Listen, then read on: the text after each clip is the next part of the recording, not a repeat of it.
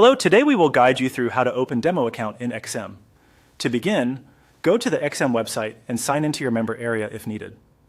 Once you're on the main dashboard, take a moment to get familiar with the layout. This will make the next few clicks easier, especially if this is your first time using the platform. Next, look for the Markets section and click on it. This area is where XM organizes trading-related options, including account access and platform features.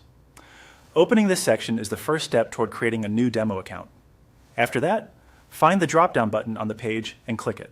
This menu usually reveals more account-related actions that may not be visible right away. If you don't immediately see the option you need, give the page a second and check the top or side navigation area carefully. From the drop-down menu, click on Create New Account. This will take you into the account setup flow. Since XM offers different types of accounts, this screen helps you choose exactly what you want to open. When the account options appear, select Demo. A demo account is useful for practice because it lets you explore the platform and test trading features without using real funds. This is a good choice for beginners, or for anyone who wants to try strategies in a risk-free environment. Once Demo is selected, click Continue. This moves you to the next stage of the setup process, where XM may ask you to choose the type of trader or trading setup you want. Read the screen carefully before making your selection so you can choose the option that best fits your needs.